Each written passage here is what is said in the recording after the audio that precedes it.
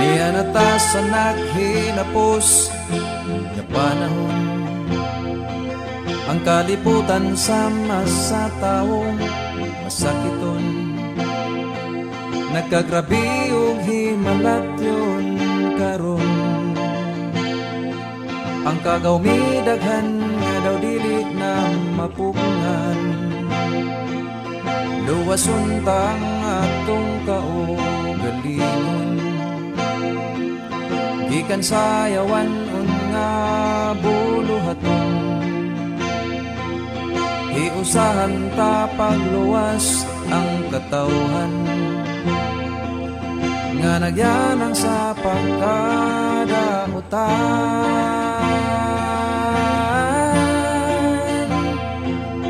Kahaduki ang Diyos ugday gasya, kay miabot ng panahon nga hukman niya ang katawhan. Simba siya nga mao'y naguhat sa langit, sa yuta, sa dagat, tuburan, sa mga tubig.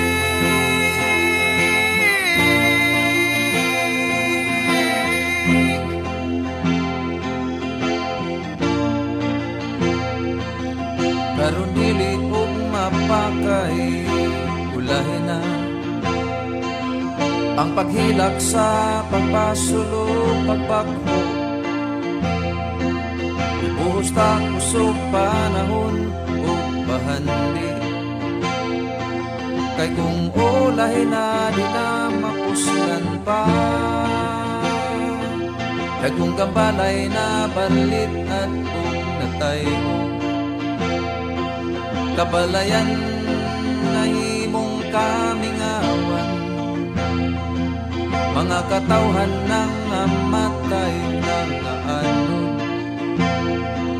mga syudad, mga dapit sa lalambigit.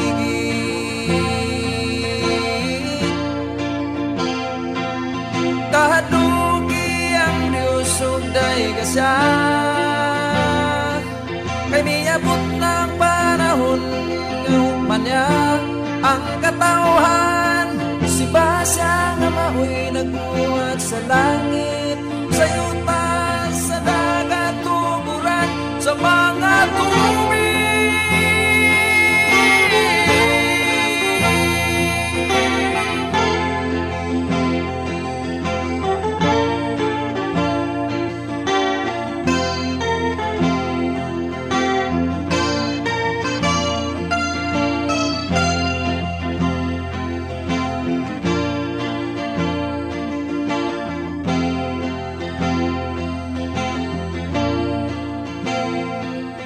Karon dili og mapakay, ulahin na ang paghilak sa pagpasulong, pagbagho. Ibuhos ta kusog panahon o bahandi, kay kung ulahin na di na mapuslan pa. Kay kung gambalay na balit at kung natayo,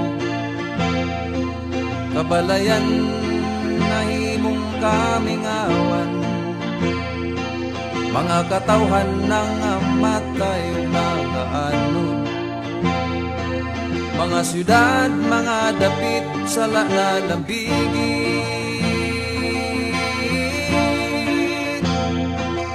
Kahaduki ang Diyos ugday gasya,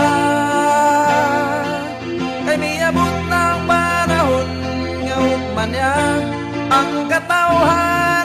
Simba siya nga mao'y naguhat sa langit, sa yuta, sa dagat, tuburan, sa mga tubig.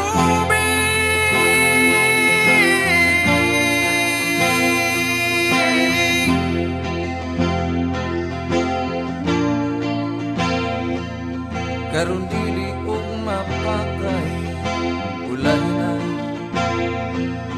ang paghilak sa pagpasulong, pagbagho. Busta kusog panahon o bahandig.